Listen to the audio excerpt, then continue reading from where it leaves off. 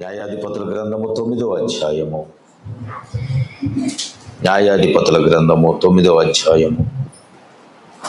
పురుషుల్లో నుంచి ఎవరైనా ఒకరు వాక్యాన్ని చదవవలసిందిగా మిమ్మల్ని కోరుకుంటున్నాను. 8వ వచనము నుంచి దయచేసి 15వ వచనం వరకు, 16వ వచనం వరకు, 8వ వచనము నుంచి పురుషుల్లో నుంచి ఎవరైనా ఒకరు చదివి నాకు సహాయపడండి.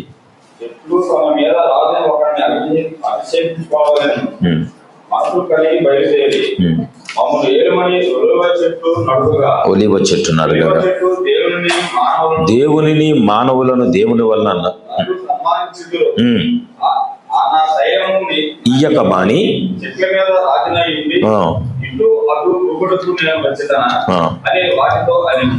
అప్పుడు చెట్లు నీవు వచ్చి మమ్మల్ని ఏలుమని అంజూరపు చెట్టును అడగగా అంజూరపు చెట్టు చెట్ల మీద రాకనై ఉండి ఇటు అటు ఊటకు నా మాధుర్యమును నా మంచి ఫలములను నేను ఏక మాధున అని వాటితో అని.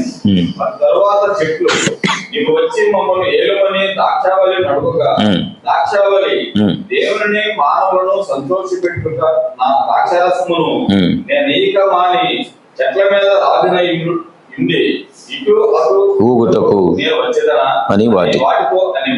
అప్పుడు చెట్లని నీవు వచ్చి మమ్మల్ని ఏలుమని మనవి చేయగా మీరు నిజంగా నన్ను మీ మీద రాజుగా నియమించుకున్న కోరిన ఎడల రండి నా నేలను ఆశ్రయించుడి, లేదా అగ్ని నాలో నుండి బయలుదేరి లెబనోను దేవదారు చెట్టును కాల్చివేయనని చెట్లతో చెప్పాను. నా తండ్రి మీ నిమిత్తము తన ప్రాణమును నిర్లక్ష్య పెట్టి యుద్ధము చేసి విద్యార్థుల చేతుల నుండి మిమ్మల్ని విడిపించను. దేవుడి పరిశుద్ధ లేఖనాన్ని తన ఉనికిలో దీవించి ఆశీర్వదించును గాక. దయచేసి కూర్చో. మంచిదంతే కాదు, మరి నిన్న శనివారం ఎంతమంది మీ కుటుంబాల్లో ప్రార్థన చేశారు? దేవుడు మిమ్మల్ని అందరినీ దీవించును గాక. హల్లెలూయా. విక్టోరియా కూడా ప్రార్థన చేసింది, సంఘం అందరూ కూడా ప్రత్యేకంగా వందనాలు తెలియజేసింది. కనుక విక్టోరియా కూడా మీరు అందరూ ప్రార్థన చేయండి. చూడండి, అసలు ఈ ప్రార్థన మీ కుటుంబాల్లో నన్ను చేయలేదు. అక్కడ మీ కుటుంబాల్లో ఎంత గొప్ప ఘనమైన కార్యాన్ని చేస్తుందంటే మీరు ఊహించని రీతిలో గొప్ప కార్యాలు, ఘనమైన కార్యాలు. ఒకవేళ పురుషులకు చెప్తున్నా, మీ స్త్రీలకి శనివారం రాగానే మీరు గుర్తు చేయండి, అమ్మా ఈరోజు నువ్వు ప్రార్థన చేయాలి కదా. ఎందుకంటే మీ కుటుంబాన్ని దేవుని దగ్గర ఎత్తి పట్టుకో, అది మీకు చాలా మేలు చేస్తుంది. నీ భార్య ఇంట్లో ఖాళీగా ఉంటే ఒకటే చెప్పమ్మా, మన కుటుంబం వరకు దేవుని పాదాల దగ్గరికి వెళ్ళు, దేవుని సన్నిధిలో మొరపెట్టు, ప్రార్థన చేయండి అని మీరు దేవుని దగ్గర ప్రార్థన చేయండి. ఇప్పుడు శనివారం స్టార్ట్ చేశారు కదా, ప్రతి శనివారం ఒకవేళ ఇంట్లో డిస్టర్బెన్స్గా ఉంటే కొద్దిగా క్లారిటీ లేదు, బేసిక్ నా స్వరం నాకే కొద్దిగా క్లారిటీ రైట్. కనుక నా కుటుంబాల్లో ప్రతి శనివారము ఈ విషయాలు మీరు గుర్తుపెట్టుకొని మీరు ప్రార్థన చేయండి. దేవుడు గొప్పవాడు కాదా? మరి ఆమెను చెప్పరే. దేవుడు గొప్పవాడు, ఆయన ఎప్పుడు గొప్పవాడే. ఆమేన్. కనుక గొప్ప దేవుణ్ణి మనం ఎప్పుడు వేడుకోవాలి. లోకంలో ఒక చిన్న దాన్ని ఏమంటారంటే, నేను చూసిన కొన్ని ఉదాహరణలో ఒక గొప్పవాడు పేదవాడితో సహవాసం చేస్తే ఒక రోజున ఈ గొప్పవాడు పేదవాడు అవుతాడు. కానీ ఒక పేదవాడు ఒక గొప్పవాడితో సహవాసం చేస్తే ఒక రోజున ఈ పేదవాడు కూడా గొప్పవాడు అవుతాడు. అందుకే నీ సహవాసం ఎప్పుడు దేవునితో ఉంటే, నిత్యము ఆశీర్వదించే దేవునితో నీ సహవాసం ఉంటే ఒక రోజున దేవుని ఆశీర్వాదాలన్నీ నీ ఇంట్లో ఉంటాయి. ఆమేన్. ఎందుకంటే ఆశీర్వదించేది ఆయన తప్ప ఎవరు. నేను ఒకటే చెప్తా, నిన్ను దేవుడు దీవిస్తే తప్ప ఎవడు దీవించలేడు. దేవుడు నిన్ను హెచ్చించే తప్ప ఎవడో హెచ్చించలేడు. అందుకనే నీ సహవాసము, ఒకవేళ నువ్వు లేని స్థితిలో ఉన్నావు, గొప్పవారితో సహవాసం చేయి. ఆ దీవెనలు నీ మీద కూడా వస్తాయి. ఆమేన్. నిన్ను ఆశీర్వదించే వారితో సహవాసం చేయి. ఈ రోజున మనం కూడా నిన్ను బలహీనపరిచేది ఏంటి? దెయ్యము. నిన్ను కించపరిచేది దెయ్యము. నీకు రోగాలు తెచ్చేది దెయ్యము. నిన్ను అవమానపరిచేది దెయ్యము. నిన్ను దూషించేది దెయ్యము. ఏమంటే నిన్ను ఎప్పుడు క్రింద నొక్కి తొక్కి పట్టాలని ప్రయత్నం చేసేది ఏంటి? దురాత్మలు. వాటితో మనం సహవాసం చేస్తే అవి ఎల్లప్పుడూ నేను చెప్తా, నిన్ను ఎవరైనా కించపరిస్తే వారికి దూరంగా ఉండు. నిన్ను అవమానపరచడానికి ప్రయత్నం చేస్తే వాళ్ళకి నువ్వు దూరంగా ఉండు. ఎవరైనా నిన్ను హేళన చేయటానికి, ప్రతి మాటకి నిన్ను హేళన చేయటానికి ప్రయత్నం చేస్తే వారికి నువ్వు దూరంగా ఉండు. హల్లెలూయా. కానీ నీ స్థితిని చూడకుండా, నీ పరిస్థితులను చూడకుండా, ప్రైజ్ ది లార్డ్, నీ బలహీనతల వైపు చూడకుండా, లేకపోతే నీకున్న వీక్నెస్లు అంటే కొంతమంది కొన్ని బలహీనతలు ఉంటాయి, వాటి వైపు చూడకుండా ఎప్పుడు నువ్వు దీవించబడాలని ఎవరైతే కోరుకుంటున్నారో వారితో నువ్వు సహవాసం కలిగి ఉంటావు. Praise the Lord. అది ఎవరు చేస్తారంటే యేసయ్య ఒక్కడే. అమ్మా, ఎవరు నీ మీద రాయి వేయలేదా? అమ్మా, నీ మీద ఎవరు రాయి వేయలేదా? ఆ మంది ఎవరు వేయలేదు ప్రభు. యేసయ్య ఏమన్నాడు? నేను కూడా నిన్ను శిక్షించను. వాళ్ళందరూ శిక్షించడానికి ఆమె తరిమేరు, అవునా? రాళ్లతో పడతానికి ప్రయత్నం చేశారు. కానీ యేసయ్య అన్నాడు, ఎవరు రాయి వేయలేదా ప్రభా? ఎవరు రాయి వేయలేదు. వేయటానికి ప్రయత్నం చేశారు, కానీ నీ మాట ఒక్క రాయి కూడా నా మీద పడకుండా ఆగింది. ఆమేన్. ఒక్క రాయి కూడా నువ్వు నా ముందు నిలబట్టాన్ని బట్టి ఒక్క రాయి కూడా, ఒక నింద కానీ, ఒక శోధన కానీ, ఒక బలహీనత కానీ, ఒక తుఫాను కానీ నా మీదకి రాకుండా ఆగిందంటే కారణం నువ్వే ప్రభు. ప్రభు అన్నాడు, నేను కూడా శిక్షించాను. ఇప్పుడు నువ్వు ఎవరితో సహవాసం చేయాలి? రాళ్ళు వేసే వాళ్ళ మీద? చెప్పండి అమ్మా. రాళ్ళు వేసే వాళ్ళ మీద, ఆశీర్వదించే వారితో. హల్లెలూయా. కనుక దేవుడు మనకి ఆయన ప్రేమ ఎలాంటిదంటే మనం మట్టివారమని తెలిసిన ఆ మట్టి వైపు చూడకుండా, ఈ మట్టిలో నా మహిమ ఉంది కదా అని తన మహిమ కొరకు ఈ మట్టిని కాపాడుతున్నాడు దేవుడు. ఆమేన్. ఆయన మహిమ కొరకు, లోపల ఉన్న ఆయన ఆత్మను కొరకు ఈ శరీరాన్ని కాపాడుతున్నాడు దేవుడు. అందుకనే మనం అనేక సార్లు బలహీనం అయినప్పటికీ కూడా ప్రార్థన చేయగానే దేవుడు ఎందుకు స్వస్థత ఇస్తున్నాడంటే లోపల ఆయన మందస్సు ఉన్నది. ఆయన మందస్సాన్ని ఎప్పుడు ఆయన కాపాడుకుంటా ఉంటాడు. Praise the lord. రైట్, మంచిది. మరి పోయిన వారం మనము ఒక లేఖనాన్ని మనం చదువుకొని కొన్ని విషయాలు మనం మాట్లాడుకున్నాం. ఆమేన్. కనుక మీరందరూ ప్రార్థన చేయండి. మరి అంతేకాదు, ఈ ఉదయం నేను స్నానం చేస్తూ నేను అనుకున్నాను, పరిశుద్ధాత్మ నడిపింపు చూడండి. నేను అనుకున్నాను ఈరోజు చంటి అధ్యక్షత వహిస్తే బాగుంటుంది అని మనసులో అనుకున్నాను. ప్రార్థన చేశా, ప్రభా ఈరోజు చంటి అధ్యక్షత వహించాలి అని నేను అనుకున్నాను. చంటికి చెప్పలేదు నేను, కానీ ప్రార్థన మాత్రం చేశా. ఎందుకంటే శుక్రవారం కూడా దేవుడు ఆ తలంపు ఇచ్చాడు, మర్చిపోయాను. మళ్ళా ఈరోజు ఉదయము దేవుడు మరలా ఆ తలంపు ఎందుకని ఆలోచన చేశాడు, చంటి ఈరోజు అధ్యక్షత వహించాలి అని.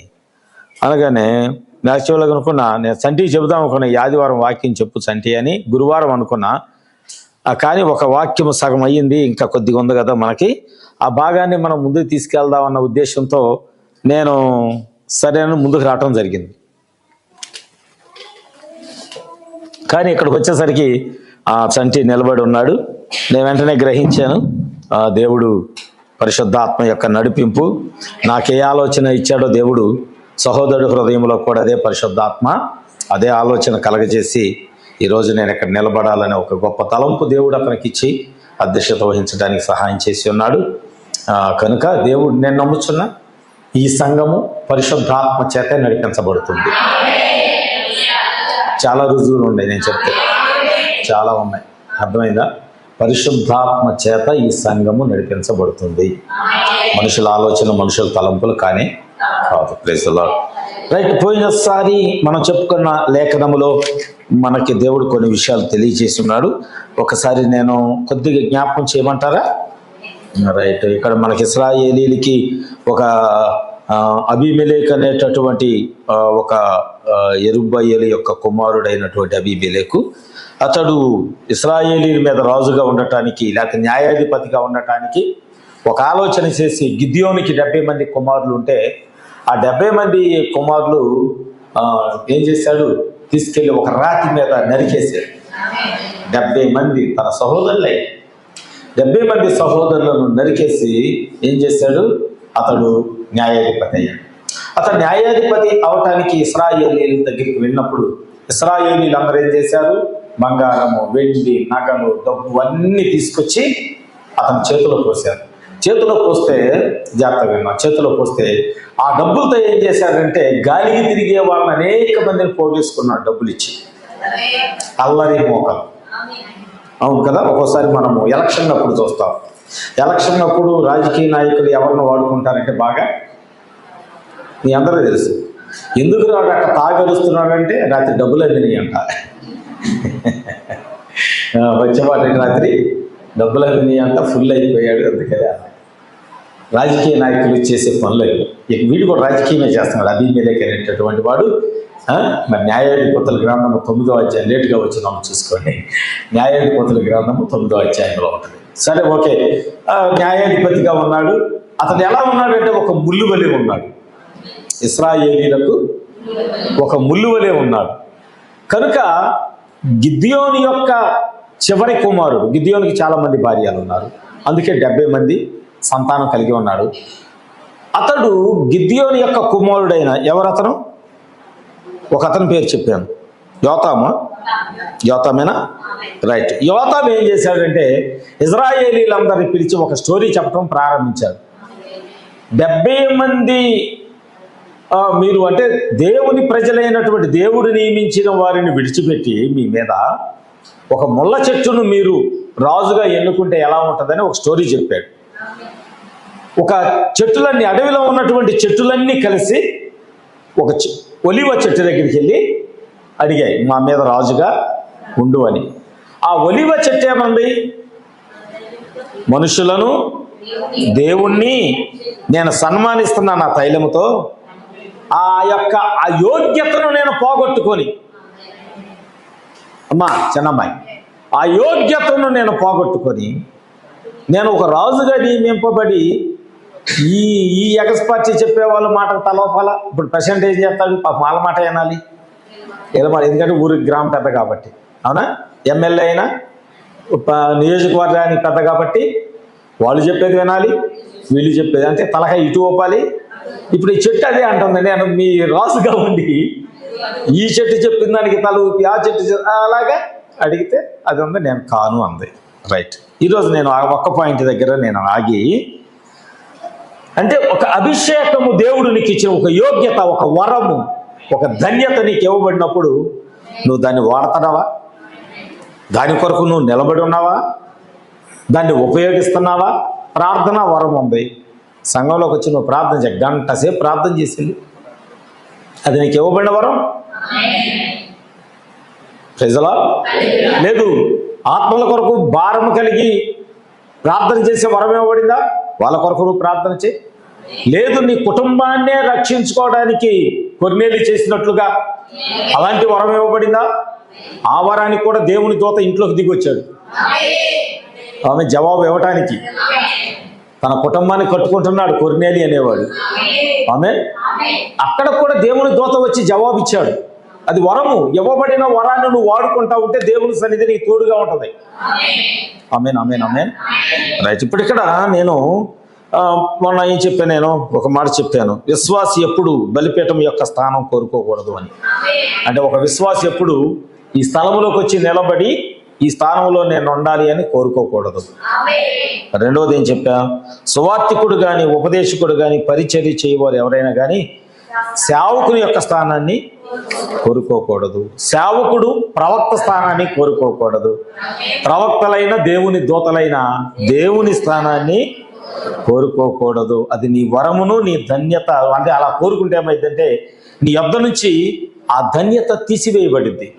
అది తీసివేయబట్టమే కాదు, అవసరమైతే దేవుడు నిన్ను కూడా భూమి మీద నుంచి ఆయన తొలగించేస్తాడు. అంటే మరణానికి కూడా నీ ఆలోచన కారణం అవ్వచ్చు. ఆమేన్. తర్వాత కుటుంబం గురించి నేను మాట్లాడాను. పిల్లలు తల్లిదండ్రుల యొక్క స్థానాన్ని తీసుకోకూడదు.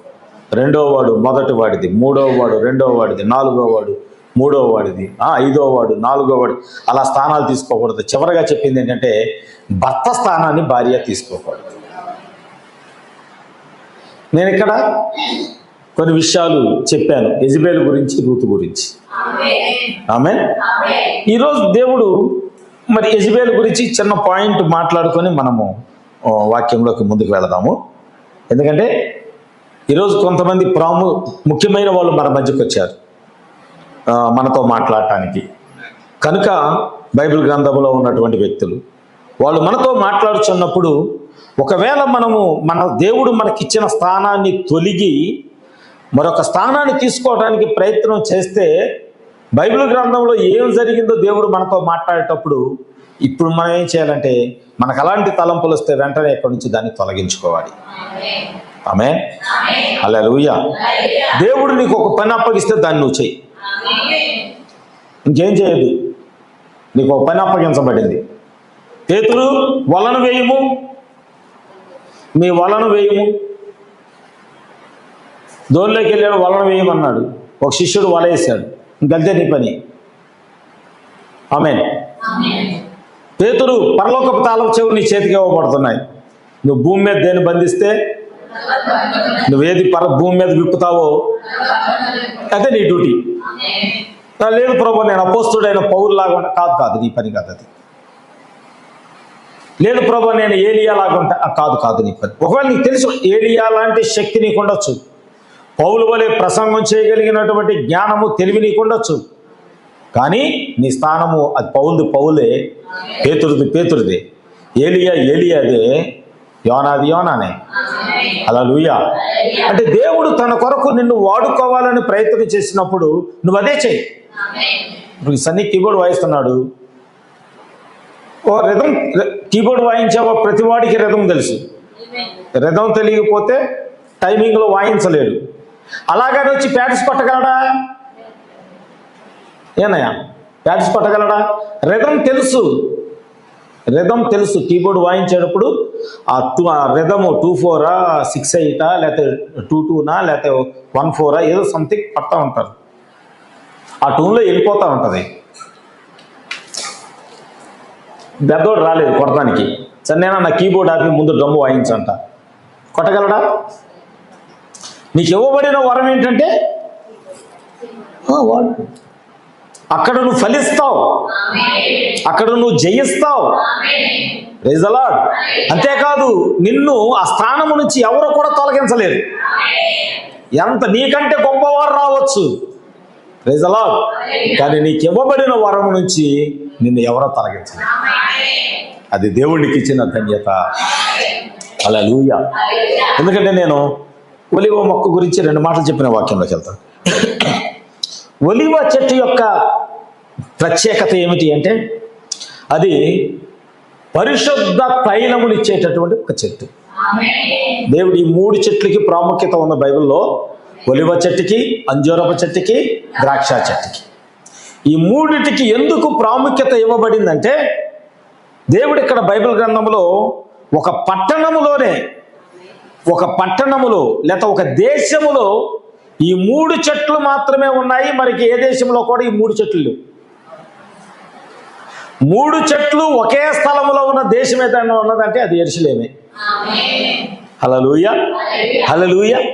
చూడండి, ఎందుకంటే ఇక్కడ నేను ఒలివ చెట్టు గురించి నేను 2 మాటలు చెప్తాను. కీర్తన గ్రంథం 89:20 వచనము. త్వరగా 89 పురుషులు సరిగ్గా బైబిల్ తీట్ల. ఆగమ్మా నువ్వు ఆగు. పురుషులు చదవని, పురుషులు తీయాల. పురుషులు బైబిల్ చదవటం మానేస్తున్నారు. తీయండి ఒకళ్ళు. 89:20 కీర్తన 89:20. నా సేవకుడైన దావీదును నేను కనుగొని ఉన్నాను, నా పరిశుద్ధ తైలముతో అభిషేకించి. జాగ్రత్తగా వినండి. ఎక్కడి నుంచి తీయబడింది ఇది? ఈ పరిశుద్ధ తైలము ఒలీవ చెట్టు నుంచి తీయబడిన తైలం. రెండవదిగా ఒలీవ చెట్టు ప్రవక్తలతో పోల్చబడింది. ఎవరితో? ప్రవక్తలతో పోల్చబడింది. ఒలీవ చెట్టు మొక్కలు దేవుని యందు భయభక్తులు కలిగిన వారి పిల్లలతో పోల్చబడింది. చూడండి ఈ చెట్టుకి ఎంత ప్రాముఖ్యత ఉన్నదో, ఎంత యోగ్యత. దేవుడు ప్రవక్తలతో పోల్చబడింది. అవునా? దావీదేమన్నాడు? 52 కీర్తనలు 8, కీర్తనలు 52:8, కీర్తనలు 52:8 ఒకటోసారి, నేనైతే దేవుని మందిరములో పచ్చని ఒలీవ చెట్టు వలె. చూసారా? ఒక రాజుకిచ్చిన ధన్యత దేవుడు ఒలీవ చెట్టుకి ఇచ్చాడు. దావీదు రాజే కాదు, ఒక ప్రవక్త కూడా. అవునా? ప్రవక్తలతో పోల్చబడింది ఈ చెట్టు. రెండవదిగా ప్రకటన గ్రంథము 11వ అధ్యాయం 3, 4, 5 వచనాలు స్పీడ్గా. ప్రకటన గ్రంథం, నేను భూలోకమునకు నిలుచుచున్న 2 ఒలీవ చెట్లను దీపస్తంభమునై ఉన్నారు. ఎవడైనను వారికి హాని చేయ ఉద్దేశించిన ఎడల వారి నోట నుండి అగ్ని బయలు వెడలి దహించి వేయును కనుక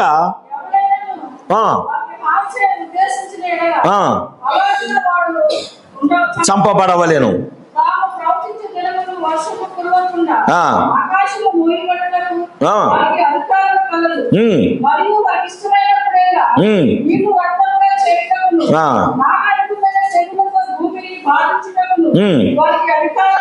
చూడండి ఇక్కడ ఒలీవ చెట్టు, ఇంకా చూడండి, నాకు ఇది చూడండి.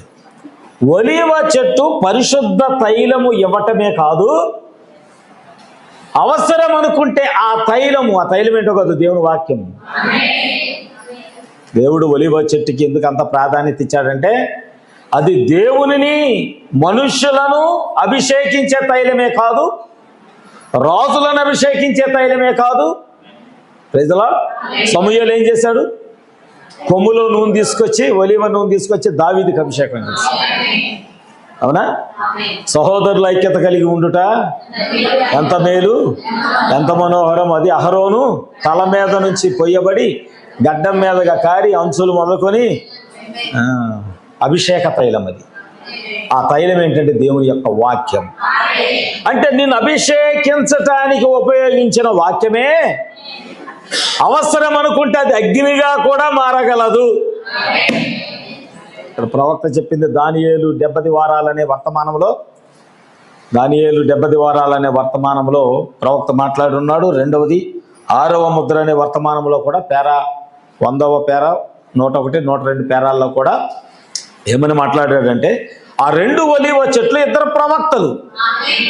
అవునా? కానీ ఇప్పుడు వారి నోటి వెంట నూనె రావటంలా, అభిషేక తైలము రావటంలా ఏమొస్తుంది? అగ్ని. అందుకే దేవుడు అన్నాడు, నా సేవకుని మాటను నేను ఎల్లప్పుడూ రూఢీపరుస్తాను.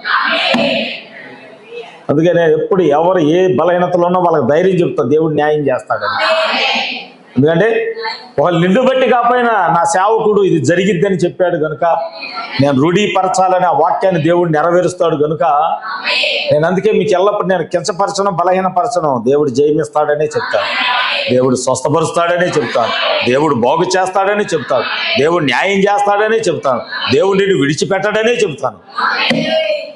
ఎందుకని ఆయన సేవకుని మాటను ఆయన రూఢీపరచువాడు.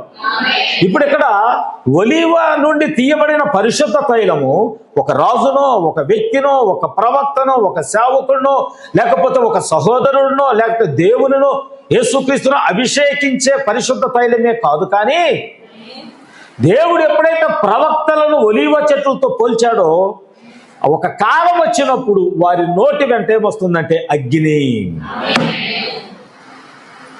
ఎలియా ప్రార్థన చేశాడు, ప్రభా నీవే దేవుడు అని రుజువు చేయి. వచ్చేస్తాం, దిగుతుంది అగ్ని. ఒక ఒలీవ చెట్టు మాట్లాడితే అగ్ని దిగొస్తుంది. మరో మోషే అనే ఒక ప్రవక్త ఉన్నాడు. ఆయన నోరు తెరిచాడు, ఈగలు కలుగును గాక. ఆమేన్. అంటే ఒక నాశనము చేయు శక్తి ఒలీవ చెట్టుకు కూడా ఉంది. అభిషేకించడమే కాదు, అగ్గిని కురిపించడం కూడా ఒలీవ చెట్టుకు తెలుసు. ఎన్ని ధన్యతలు అండి! ఇన్ని ధన్యతలు విడిచిపెట్టి రాజుగా ఉండి మిమ్మల్ని ఏడటానికి వచ్చి నోరు మూసుకొని నేను అన్నిటికీ తలకాయ ఊపుకుంటా కూర్చోవాలా? అబ్బా, ఎంత దీర్ఘంగా ఆలోచన చేసి ఉంటుంది. దేవుడు ఒలీవ చెట్టు నుండి తీయబడిన నూనెను ఆయన ఎలా చేశాడంటే, దేవుని సన్నిధిలో దేవుని బలిపీఠం యొద్ద నిత్యము దీపము వెలిగి ఉండటానికి ఒలీవ నూనెనే దేవుడు వాడుతున్నాడు. అంటే ఆరిపోకుండా నిత్యము వెలిగింపబడేటటువంటి నూనె, వెలిగించేటటువంటి నూనె. ఆమేన్, ఆమేన్, ఆమేన్.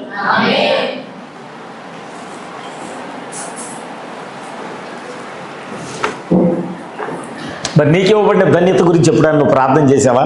ప్రభు, ఎంత ధన్యత ఇచ్చావా నాకు? నీ విలువ నీకు తెలియట్లా. నీకు ఇవ్వబడిన వరము గురించి నీకు తెలియట్లా. దేవుడు నిన్ను ఎలాంటి అభిషేకముతో దేవుడు నిన్ను నింపాడో నీకు తెలియట్లా. దేవుడు నీకు ఎలాంటి వరాన్ని ఇచ్చాడో నీకు తెలియట్లా. హల్లెలూయా. ఓ నిజముగా ఈరోజు ఆ వరం వైపు చూడు. నీ వైపు కూడా నువ్వు చూసుకో మాకు. నీ వైపు నువ్వు చూసుకో మాకు. నీ వైపు నువ్వు చూసుకుంటే ఏమైందో తెలుసా? దేవుడు నిన్ను తన సన్నిధి నుంచే తొలగిస్తాడు. నీ వైపు నువ్వు చూసుకో మాకు. ఒలీవ చెట్టు విషయంలో కూడా అలాంటి పని చేశాడు ఆయన, తెలుసా? అమ్మా, ఒలీవ చెట్టు కొమ్మ అనుకుందంట, తన వైపు చూసుకొని అసలు నేను కాయకపోతే ఈ చెట్టుకి విలువ లేదు అనుకుందంట. నేను కాయకపోతే ఈ చెట్టుకి అసలు విలువ లేదు, నేను అసలు ఈ కొమ్మ పెద్ద కొమ్మగా నేను ఉన్నాను కాబట్టే ఈ చెట్టు నిలబడింది అని అనుకుంటే దేవుడు చూసి కొమ్మ నరికి పక్కన పెట్టాడంట. నరికి పక్కన పెట్టి దేనికి పనికిరాని అడివి ఒలీవ కొమ్మని తీసుకొచ్చి నిజమైన ఒలీవ చెట్టుకు అంటు కట్టాడంట. నువ్వు దేవునికి అంటు కట్టబడిన వ్యక్తివి. హల్లెలూయా, హల్లెలూయా. అది నీకివ్వబడిన ధన్యత. అది ఒలీవ చెట్టు నీకు ఇవ్వబడిన వరం, అది నీకు ఇవ్వబడిన ధన్యత. అది పనికిరాని నిన్ను తీసుకొచ్చి తన వాక్యముతో అంటు కట్టాడు. మరొక దానికి కాదు, ఒలీవ చెట్టుకి అంటు కట్టాడు ఆయన, నిన్ను మంచి ఒలీవగా చేయాలని. ఎందుకంటే ఆ వరం సామాన్యమైంది కాదు. మనుషులను అభిషేకించేది, రాజులను అభిషేకించేది, సేవకులను అభిషేకించేది, ప్రవక్తలను అభిషేకించేది. ఆమె దేవుణ్ణి కూడా అభిషేకించేది. దేవుని ఎదుట ఆ 7 దీప స్తంభాల్లో నిత్యము ప్రదీపము వెలుగుచుండునట్లుగా లేవీకాండములో రాయబడి ఉంటుంది. ప్రదీపము నిత్యము వెలుగుచుండునట్లుగా ఆ ఒలీవల నూనెతో ఆ యొక్క దీపములను నింపాలి. ప్రైజ్ ది లార్డ్, హల్లెలూయా. అంతేకాదండి, అది దేవునికి అంటు కట్టబడినటువంటి ఒలీవ వలె ఉన్నది. లోకంలో ఉన్న ఏ చెట్టుకో కాదు. దేనికి? దేవునికి. అంటే దేవుడే ఒక ఒలీవగా ఉంటే ఆయన నిన్ను కూడా ఒక ఒలీవాలే చేసుకుంటే ఇంతకంటే ధన్యత ఏముంది? మరొక స్థానం ఎందుకు? మరొక స్థితి ఎందుకు నీకు? నేను పోయిసారి చెప్పాను, కొబ్బరి చెట్టుకి మామిడికాయలు ఏమైనా కాస్తాయా అని అడిగాను. కొంతమంది అన్నారు కాస్తాయి అన్నారు. నేను అన్నా ఈ సంవత్సరం తీసుకురమ్మన్నా. కాస్తాయి అన్నారా? ఒక వాక్యం చూద్దామా? మరి ఒక వాక్యాన్ని చూద్దాము. యాకోబు పత్రిక 3వ అధ్యాయము 12వ వచనము. యాకోబు పత్రిక 3వ అధ్యాయము, నేను చదువుతాను, ఆగనమ్మా. నా సహోదరులారా, అంజూరపు చెట్టున ఒలీవ పండ్లైనను ద్రాక్ష తీగను అంజూరపు పండ్లైనను కాయున, అటువలనే ఉప్పు నేలల్లో నుండి తీయని నీళ్లు ఓరవు. ఈ సృష్టిలో, ప్రకృతిలో ప్రతిదీ తన క్రమాన్ని నెరవేరుస్తుంది, కానీ మరొక స్థానాన్ని కోరుకోవటం లేదు. మరి మనం ఎందుకు కోరుకుంటున్నాం? మన హృదయాలు ఎందుకు మనం పాడు చేసుకుంటున్నాం? వాళ్ళు మనకంటే గొప్పవాళ్ళ అని ఎందుకు అనుకుంటున్నాం? వీళ్ళు మాకంటే గొప్పవాళ్ళ అని ఎందుకు అనుకుంటున్నాం? అసలు నీ విలువ నీకు తెలిస్తే అందరికంటే గొప్ప నువ్వే. తెలుసా? నీకు ఇవ్వబడిన విలువ, దేవుడు నీకు ఇవ్వబడిన విలువ నీకు తెలిస్తే ప్రపంచంలో అనేక మందికి లేని, అనేక మందికి దొరకని పరిశుద్ధ రక్తంతో నిన్ను నింపాడే. దాని విలువ ఎంత? దాని విలువ ఎంత? యేసయ్య రక్తం యొక్క విలువ ఎంత? మన కానుకల, మన దశంభాగాల? అక్కడ కూడా ఏడుస్తున్నారు. అయ్యగారు దశంభాగాల గురించి చెప్తారేమో, కానుకలు ఇయ్యా విలువైన విలువ. యేసయ్య రక్తానికి విలువ కడతావు నువ్వు? కట్టగలవా? కలవరి శిలువలో యేసుక్రీస్తు ప్రభుల వారు చనిపోయారు. సాయంత్రం అయిన తర్వాత ఒకడు, అంటే సాయంత్రం పొద్దుగుకే లోపల శిలువ మీద నుంచి కిందకి దించాలి శవాన్ని, వ్యక్తిని వేలాడి తీస్తే. కానీ ఆ వ్యక్తి చనిపోకపోతే ఏం చేస్తారంటే కాళ్ళు నరికేస్తే రక్తం కారిపోతే ఆ వ్యక్తి చనిపోతాడు. ఒక వ్యక్తి ఏం చేశాడంటే వచ్చాడు, దొంగ యొక్క కాళ్ళు విరక్కొట్టాడు. యేసు ప్రభు యొక్క కాళ్ళు కూడా విరక్కొట్టడానికి వచ్చాడు. కానీ విరక్కొట్టక మునిపే ఆయన ప్రాణం పోయింది. ఎందుకని? ఒక లేఖనం ఉంది, ఆయన ఎముకలలో ఒక ఎముకైనా విరవబడలేదు. ఆమేన్. ఆ లేఖనం నెరవేరటానికి ముందుగానే ఆయన తన ప్రాణాన్ని అర్పించేశాడు ఆయన.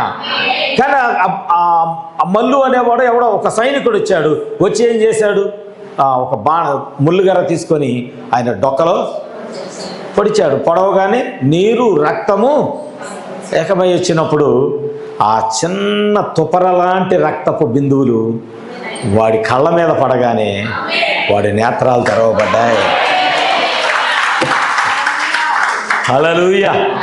ఓ వాడు అంటున్నాడు, సిలువ పొడిచిన వాడు అంటున్నాడు, ఈయన నిజముగా దేవుని కుమారుడు. పొడిచినవాడు అంటున్నాడు, ఈయన నిజముగా.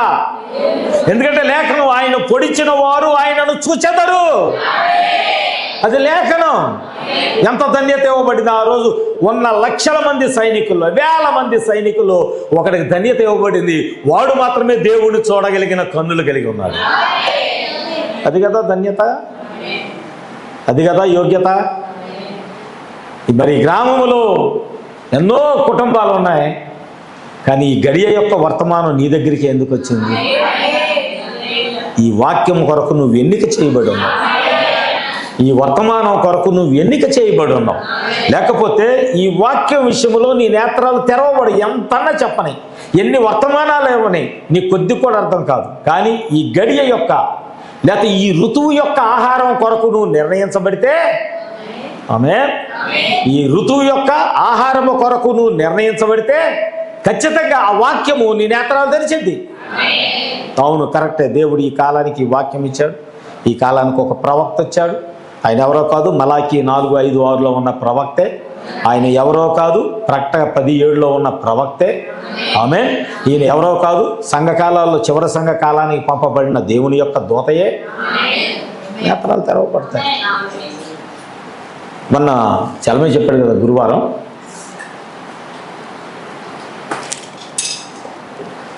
గురువారము బెన్నీ వాళ్ళ షాప్ ఓపెన్ అయిన రోజున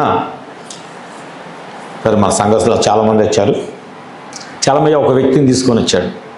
అతను ఎప్పుడో 2 సంవత్సరాల క్రితం నేను చూశాను. నేను ఆ వ్యక్తి రాగానే బాగున్నారంటే బాగున్నాను, రావట్లేదు ప్రార్థనకి, ఎప్పుడైనా రాపోయారంటే ఆయన ఇంట్లోనే ప్రార్థన చేస్తున్నానండి, ప్రార్థన చేసుకుంటున్నాను. సరే మంచిది. ఇంటికి వచ్చిన తర్వాత భోజనం చేయడానికి ముందు నేను, అయ్యా మీరు నాకు డౌట్ ఉంది, మీరు తీరుస్తారా అని అడిగాను. వాక్యంలో నాకు కూడా చాలా డౌట్లు వస్తాయి. అని అన్న ఒక విషయాన్ని నేను మీతో మాట్లాడతానంటే చెప్పండి అయ్యగారు అన్నాడు. యేసు ప్రభు మొదటి రాకడకు ముందు, అంటే యేసు ప్రభు వచ్చి అక్కడ నిలబడ్డాడు. ఆయన యేసు ప్రభు అని ఎవరికి తెలియదు. ఎవరైనా చెప్పాలిగా ఆయన యేసు ప్రభు అని? గట్టిగా పట్టుకోండి వాక్యాన్ని. యేసు ప్రభు వచ్చి ఆ నదీ తీర ప్రాంతంలో ఆయన అలా నిలబడి ఉన్నాడు. నిలబడి ఉంటే అందరిలో నిలబడి ఉన్నాడు, సామాన్యమైన వస్త్రాలు వేసుకొని. ఆయన యేసు ప్రభు అని అక్కడ ఉన్న వాళ్ళు ఎవరికి తెలియలా, అందరూ చూస్తున్నారు. కానీ ఆయన యేసు అని ఎవరికీ తెలియదు. ఇప్పుడు ఆయన యేసు అని ఎవరో ఒకరు చెప్పాలి. ఆ చెప్పటానికే ఆయన బాప్తిస్మం ఇచ్చి యోహాన్ని ముందుగా పంపించాడు. ఆయన ఎవరంటే ఒక ప్రవక్త. బాప్తిస్మం ఇచ్చి యోహాన్ ఎవరు? ప్రవక్తే కాదు, ఆయన ఏలియా కూడా. ఏలియా ప్రవక్తనే దేవుడు బాప్తిస్మం ఇచ్చి యోహానుగా మరలా భూమి మీద పంపాడు. ఓకే, ఎందుకు యేసు ప్రభు చెప్పాడు. శిష్యులు అడిగారు, ప్రభా ఏలియా నీకు ముందు ఏలియా రావాలని వాక్యం ఉంది కదా, ఏడి అంటే ఆయన వచ్చాడు, చెప్పాడు, వర్తమానం చెప్పాడు, వెళ్ళిపోయాడు. మీరు గమనించాల, మీరు చూడాల ఆయన్ని. అంటే ఏలియా వచ్చాడు, వర్తమానం చెప్పాడు, ఇదిగో ఆయన మొదట రాకడ ఇలా ఉంటుంది, ఆయన ఇలా చేస్తాడు, ఇది చేస్తాడు, అది చేస్తాడని ఆయన గురించి అన్ని వివరించాడు. ఆయన వెళ్ళిపోయాడు, ఆయన పని అయిపోయింది, ఆయన వెళ్ళిపోయాడు. ఆమేన్. ఇప్పుడు ఏలియా చెప్పబడిన లేదా బాప్తిస్మం ఇచ్చే యోహాను ద్వారా చెప్పబడిన వాక్యాన్ని బట్టి నువ్వు యేసును గుర్తుపట్టాలి. అది ఆ గడియ యొక్క వాక్యం. ఆమేన్. నేను అంటే సహజంగా నేనేం చేస్తానంటే, బాగా తెలివి ఉన్నోడికి తెలివి ఉన్న టైపులోనే వెళ్తాను, చదువు రానోడికి చదువు రానోడి రీతికి అర్థం అవటానికే ఆ భాషలోనే వెళ్తాను. అర్థమైందా? నేను చీమ దగ్గరికి వెళ్ళి ఏనుగు భాష మాట్లాడను. అర్థమైందా? నేను చీమతో మాట్లాడాలంటే నేను చీమలాగా తయారవ్వాలి. అప్పుడే నా భాష చీమకు అర్థమైంది. అంతేగా? ఏనుగులాగా ఎడితే ఏమవుతాయి? ఆ గాలికి ఎగిరిపోద్ది. అమ్మో, ఇదేం వాక్యం, ఇదేం వర్తమానం, ఇదేం భాష, ఇది మాకు అర్థం కావట్లేదని ఆ గట్టి గాలి దెబ్బకి చీమలన్నీ ఎగిరిపోతాయి. కానీ చీమ దగ్గరికి చీమగానే వెళ్ళాలి. అప్పుడు ఒక గొప్ప వీళ్ళు ఏమంటారు, రాస్తారు కదా పొయిట్రీలు, జ్ఞానులు రాస్తారు కదా. ఒకసారి ఒక జ్ఞాని చెప్పాడు, ఆయన పేరు నాకు తెలియదు, కానీ నువ్వు చీమతో మాట్లాడాలంటే నువ్వు కూడా చీమలాగా మారాలి. ఆమేన్. నేను అప్పుడు అతనికి అర్థమయ్యే రీతిలో, మోటివాడు కనుక, అక్షరం ముక్క రాదు కనుక నేను అతనికి అర్థమయ్యే భాషలో నేను అన్నాను, ఇప్పుడు బాప్తిస్మం ఇచ్చి యోహాను యేసుక్రీస్తుకు ముందొచ్చి మొదటి రాకడ గురించి చెప్పాడు, అవునా? ఇప్పుడు రెండవ రాకడలో యేసుక్రీస్తు వస్తాడు. ఆయన వచ్చినప్పుడు ఆయన యేసుక్రీస్తు అని నీకు ఎట్లా తెలిసిద్ది? ఎవరో చెప్పాలి నీకు. రెండవ రాకడలో యేసుక్రీస్తు వస్తే ఆయన యేసుక్రీస్తు అని, ఇది రెండవ రాకడ వస్తే ఇలా ఉంటుందని, ఆయన రెండవ రాకడ వచ్చినప్పుడు ఎలా చేస్తాడని, రెండవ రాకడ వచ్చినప్పుడు ఆయన వధువుని ఎలా తీసుకొని వెళ్ళబోతున్నాడో మొత్తం తెలియజేస్తాడని ఎవరో చెబితే కానీ నీవు రెండవ రాకడ కొరకు సిద్ధపడలేవు. ఆమేన్. నేను చెప్పింది అర్థమైందా? మీరు ఎవరైనా ఒక ప్రశ్న వేయాలనుకుంటే ఇదే ప్రశ్న వేయండి. యేసుప్రభు మొదటి రాకడకు పరిచయం చేయడానికి బాప్తిస్మం ఇచ్చి యోహాను వచ్చాడు కదయ్యా, మరి రెండో రాకడను కూడా పరిచయం చేయడానికి ఆయన ముందు ఎవరో ఒకరు రావాలి కదా. ఆయన ఎవరు అని అడగండి, అప్పుడు మీ దగ్గరికి వస్తారు, మీకు తెలుసా అని. అప్పుడు నువ్వు చెప్పాలి, నాకు తెలుసు ఆయన ఎవరో. రెండవ రాకడ గురించి చెప్పడానికి కూడా ఆయన మరొక ఏలియాను పంపించాడు. ఆమేన్. రెండవ రాకడకే తెలియచేయటానికి ఒక ఏలియాను పంపించాడు. ఆ ఏలియా ఏం చెప్పాడో అదే జరిగింది. బాప్తిస్మం ఇచ్చి యోహాను ఏం చెప్పాడో అదే జరిగింది. ఇప్పుడు ఈ చివరి కాలంలో రెండవ రాకడలో వర్తమానం ఏదైతే ఉన్నదో ఏలియా ఏం చెప్తాడో అదే జరిగింది. Praise the Lord. నేను ఆ ప్రశ్న వేయగానే ఆయన అన్నాడు, నిజమే అయ్యగారు, ఎవరన్నా రావాల్సిందే. ఎవరో అన్నాడు, నువ్వు నిజంగా తెలుసుకోవాలనుకుంటే నా దగ్గరికి రా, నేను ఆయన్ని చూపిస్తాను నీకు అన్నా. హల్లెలూయా. తర్వాత ఆయన డైవర్షన్ మార్చాడు వాక్యాన్ని. నేను వెంటనే మాథ్యూ సార్ చూసావా టాపిక్ మార్చేసాడు. ఎందుకన్నానంటే ఈ విషయం తెలుసుకోవాలి అని అంటే మొదట నువ్వు ఈ వాక్యానికి ఎన్నిక చేయబడి ఉండాలి. అర్థమైందా? ఈ వర్తమానానికి నువ్వు వెనుక చేయబడి ఉంటే నీ మనస్సులో ఉన్న ఆత్మ కరుడు కరుడు అని పిలుస్తూ ఉంటుంది. అర్థమైందా? ఎలా ఉంటుందో తెలుసా? అలను మరో కళ తీసుకెళ్ళిద్ది లోపలికి. తెలుసా మీకు? సముద్రంలో నుంచి ఒక అల వస్తుంది, అవునా? ఇంకొక అల వస్తూ ఉంటుంది అటు నుంచి వెనకాల. ఆ అల వచ్చి ఈ అలను లోపలికి తీసుకెళ్ళిద్ది. దేవుని ఆత్మ కూడా అంతే. నీలో ఆ ఆత్మ ఉంటే కరుడు కరుడు అని పిలుస్తూ ఉంటుంది. అలా అంటే రమ్మని మరో కళతో మాట్లాడుతూ ఉంటుంది, లోపలికి రా లోపలికి రా లోపలికి రా అని. దేవుని ఆత్మ నీలో ఉంటే వాక్యము ఎక్కడి నుంచి మాట్లాడుచున్నప్పుడు నీలో ఉన్న ఆత్మను దేవుడు ఏం చేస్తాడంటే స్వాధీనపరుచుకుంటా ఉంటాడు. అలను పిలిచినట్లుగా వాక్యము యొక్క ఆత్మ నీలో ఉన్న ఆత్మను పిలుస్తూ ఉంటుంది. అప్పుడు నువ్వు గుర్తిస్తావు, ఈ వాక్యము ఈ అల నాకు చెందిన వాక్యం అని. ఆమేన్. ఒకవేళ నువ్వు చెరువులో నీళ్ళు లాగా ఉన్నాయి అనుకో, పక్కన సముద్రం ఉన్నా వెళ్ళి కలవలేవు. ఒకవేళ నువ్వు కాలువలో నీళ్ళు వల్ల నువ్వు ప్రవహిస్తున్నా, పక్కన సముద్రం ఉన్నా అలలో నువ్వు కలవగలుగుతావా? లేదు. కానీ అలను పిలుస్తుంది, కరుడు కరుడని పిలుస్తుంది, ఆత్మను కేక వేస్తుంది. Praise the Lord. హల్లెలూయా. కనుక ఈ రోజున దేవుడు మనతో మాట్లాడుచున్నాడు. ఆయన ఏమని మాట్లాడుచున్నాడు అంటే, ఇక్కడ అగ్నిని కురిపించేటటువంటి రెండు ఒలీవ చెట్లు. వారు ఏం మాట్లాడతారో అదే జరిగింది. అది వారికి ఇవ్వబడిన వరం. మోషే స్థానాన్ని ఏలియా తీసుకోలేదు, ఏలియా స్థానాన్ని మోషే తీసుకోలేదు. నీకు ఒక స్థానం ఇవ్వబడింది, నీకు ఒక వరం ఇవ్వబడింది. నేను అందుకే ఒక చెట్టు గురి యొక్క ప్రాముఖ్యత నేను ఎందుకు మాట్లాడుచున్నాను అంటే, ఒక ఒలీవ చెట్టులోనే ఇన్ని ధన్యతలు ఉంటాయి. అది అంటు కట్టబడిన వలె ఉంది, పరిశుద్ధ తైలముతో నింపబడిందిగా ఉన్నది, నిత్యము దీపము వెలిగించేటటువంటి ప్రదీపముగా వెలిగింపబడటానికి అది నిత్యము నలగగొట్టబడి తీయబడిన నూనె వలె ఉంది. అవునా? తర్వాత అది ఎలా ఉన్నది? రాజులను అభిషేకించేదిగా ఉంది. దేవుని యందు భయభక్తులు, దేవుడు ఏమన్నాడు? దేవుని యెహోవా యందు భయభక్తులు గలవాడు ఇలాగ ఆశీర్వదించబడును, నీ పిల్లలు ఒలీవ మొక్కల వలె ఉంది. దావీదేమన్నాడు? నేను పచ్చని ఒలీవ చెట్టు వలె ఉన్నాను. దేవుడు అన్నాడు, నీ పిల్లలు కూడా ఒలీవ మొక్కల వలె ఉంటారు. ధన్యత కాదా? మరొక దాన్ని మనం కోరుకోవద్దు. దేవుడు మనకు ఒక వరం ఇచ్చాడు, ఆ వరాన్ని ఉపయోగించు, ఆ వరాన్ని వాడు. ప్రజలా ఎందుకంటే నేను ప్రతి చెట్టుకి బైబిల్ గ్రంథంలో ఒక విలువ ఉంది. ప్రతి చెట్టుకి, ప్రతి విషయానికి ఒక విలువ ఉంది.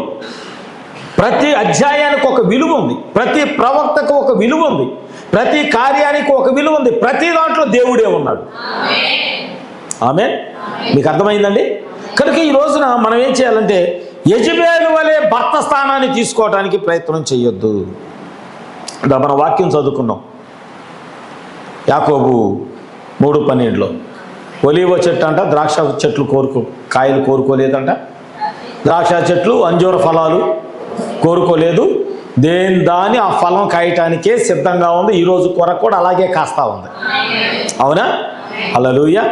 చూడండి, ఒలీవ చెట్టు ప్రవక్తల పిల్లలు పోల్చబడింది.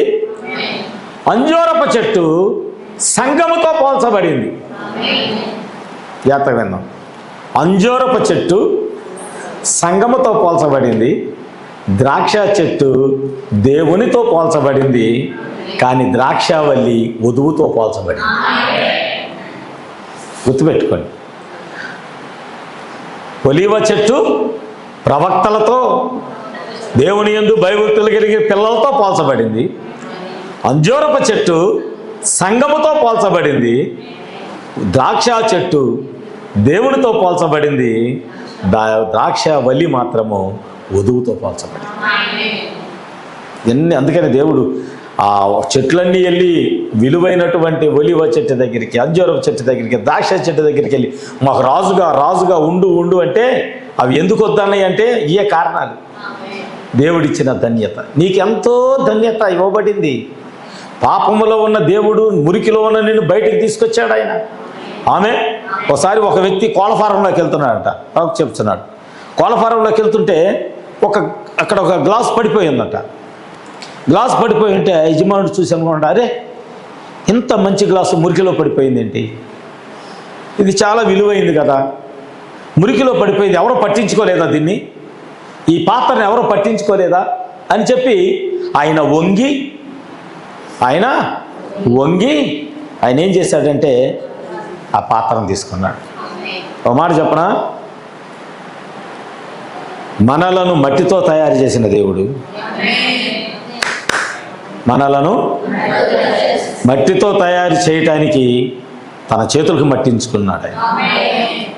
తన చేతులను మురికి చేసుకున్నాడు ఆయన. మనల్ని మహిమగా మార్చడానికి తన చేతులకు మురికి అంటించుకున్నాడు ఆయన. ఆ మురికి గ్లాస్ తీయటానికి ఆ మురికిలోకి ఆయన చేయబెట్టాడు. దాన్ని తీసి అనుకున్నాడు, ఇంత విలువైంది మురికిలో పడి ఉంది. ఒకవేళ ఆ పాత్ర నువ్వైతే అది నీ పాపం కావచ్చు, దుర్మార్గత కావచ్చు, మరొక ఆలోచన కావచ్చు, లేకపోతే ఒక బలహీనత కావచ్చు, లేకపోతే ఒక దేవునికి వ్యతిరేకమైన జీవితం నీలో ఉండొచ్చు. కానీ నిన్ను చూసిన దేవుడు అందులో నిన్ను ఉంచటం దేవుడికి ఇష్టం లేదు. అందులో ఉండటం దేవునికి నచ్చటం లేదు. అందుకే నీ కొరకు ఆయన వంగి తను తాను తగ్గించుకొని ఆయన ఆ పాత్రను తీసుకొని ఆయన ఏం చేసి శుభ్రంగా మొదట నీటితో కడుగుతున్నాడంట. ఏం చేస్తున్నాడు? నీటితో పాపం నుంచి వచ్చే మనలను ఆయన మొదట మన చేసింది మారు మనసు ద్వారా, నీటి బాప్తిస్మ ద్వారా మనలను ఆయన ఏం చేస్తాడంటే పూర్తిగా కడుగుచున్నాడు. ఆయన హల్లెలూయా. కడిగిన తర్వాత ఏం చేస్తాడంటే ఆయన మనల్ని భద్రపరుస్తున్నాడు. భద్రపరుస్తున్నాడంటే ఖాళీగా ఉంచడానికి కాదు, వాడబడటానికి. దేనికి? ఆ పాత్రను తీసిన తర్వాత ఆయన కడిగి శుభ్రం చేసి ఆ పాత్రను వాడుతున్నాడంట.